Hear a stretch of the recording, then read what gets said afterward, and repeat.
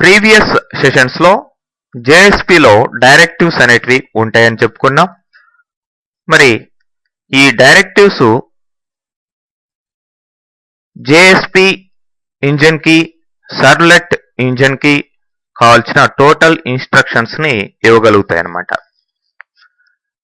మరి ఈ డైరెక్టివ్ ని మనం అప్లై చేసేటప్పుడు ఈ విధంగా అప్లై చేస్తాం.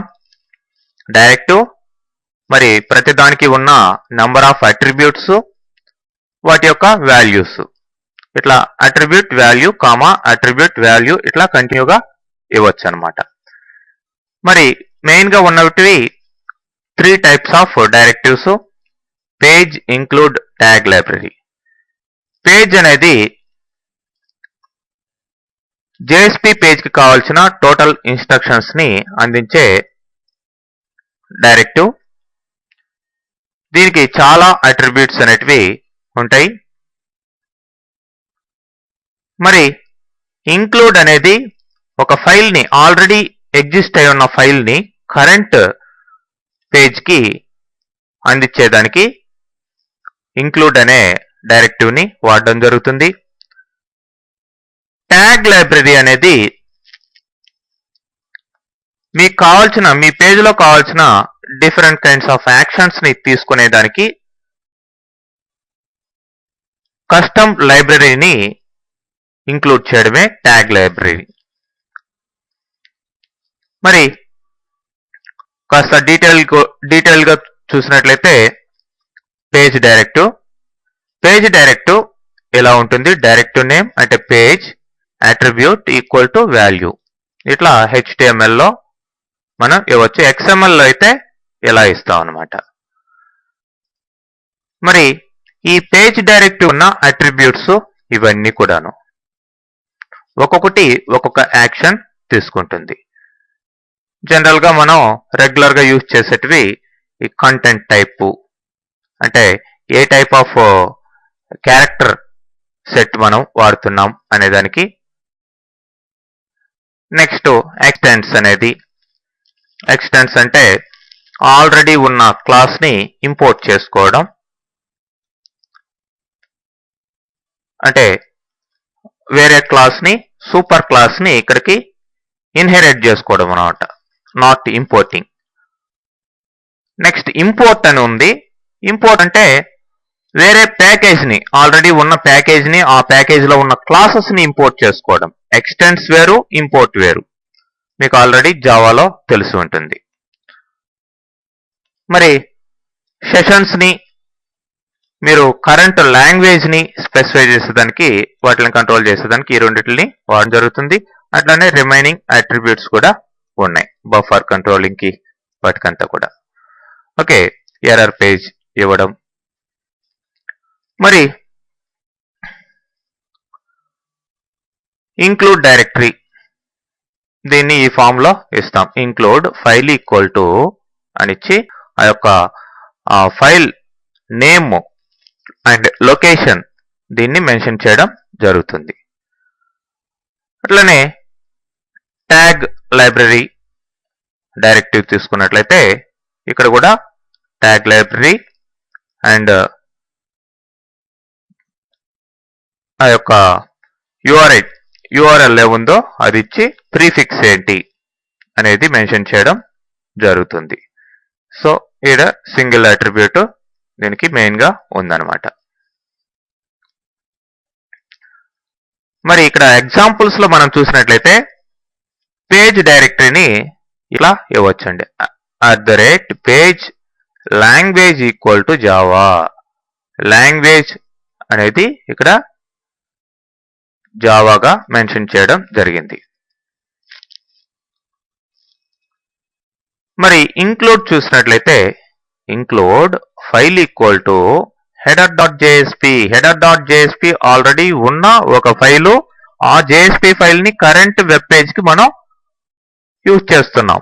దీన్ని ఎక్కడైనా ప్లేస్ చేసుకోవచ్చు అనమాట. ఈ ఇంక్లూడ్ ని కూడా జనరల్ గా ఇంక్లూడ్, పేజీ ఇవన్నీ కూడాను స్టార్టింగ్ లో మెన్షన్ చేస్తాం, మనకి క్లియర్ గా తెలిసేదానికి. ఓకే, అట్లనే tag lib. Okay, custom tags, మీరు తయారు చేసిన కస్టమ్ ట్యాగ్స్ ఉన్న లైబ్రరీని మెన్షన్ చేయడం జరుగుతుంది. Just like this. And prefix ఏంటి దానికి, ఇదంతా కూడా మెన్షన్ చేయడం జరిగింది.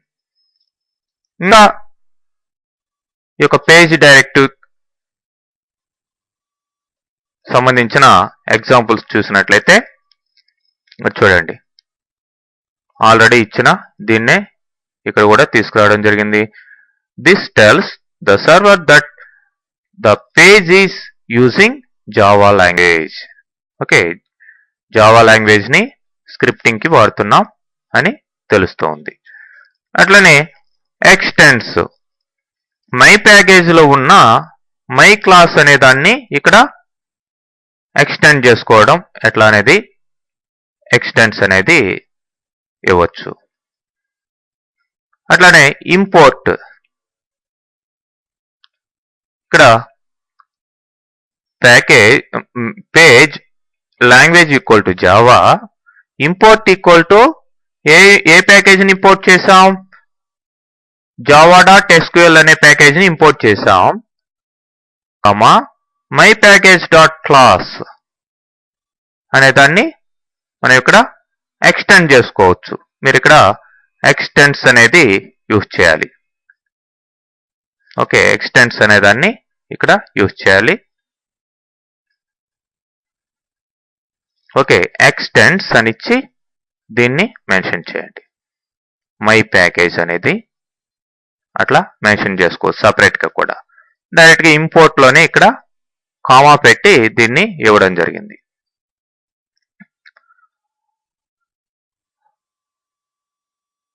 Next session equal to true.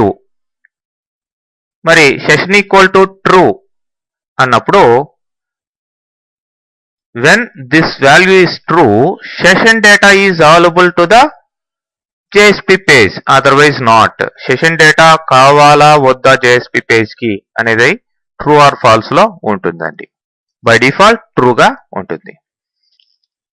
మరి మీ యొక్క JSP పేజ్ లో ఏవైనా ఎక్సెప్షన్స్ రైజ్ అయితే మరి వాటిని హ్యాండిల్ చేసేదానికి error.jsp ని ఏ విధంగా ఇవ్వాలి అనేది ఇక్కడ చూపించడం జరిగింది.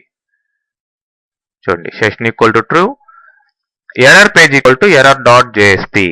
సో మీ కరెంట్ JSP ఫైల్లో ఏదైనా ఎక్సెప్షన్స్ రైజ్ అయితే అది వాటిని హ్యాండిల్ చేసేదానికి కోడింగ్ ఎక్కడ ఉంది, error.jsp లో ఉందన్నమాట. ఓకే, అలా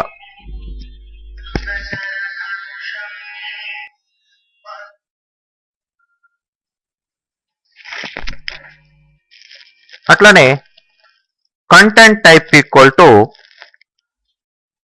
టెక్స్ట్ ఆర్ HTML అని ఇచ్చి దానికి క్యారెక్టర్ సెట్ ని ISO 88591 ఈ క్యారెక్టర్ సెట్ ని మనం సెట్ చేయడం జరిగింది. ఓకే, ఇట్లా మనం ఈ యొక్క డైరెక్టివ్స్ ని డిఫరెంట్ వేస్ లో మనం అప్లై చేస్తాం. ఇవి డైరెక్ట్ గా మీ యొక్క JSP ఫైల్లో ఎక్కడెక్కడ అవసరమో అక్కడంతా కూడా ప్లేస్ చేసుకోవడం జరుగుతుంది. నెక్స్ట్ రాబోయే సెషన్స్ లో చూద్దాం. డైరెక్ట్ గా మీ ఎగ్జాంపుల్స్ లో వాటిని ఇంప్లిమెంట్ చేసి చూడొచ్చు అనమాట. ఓకే.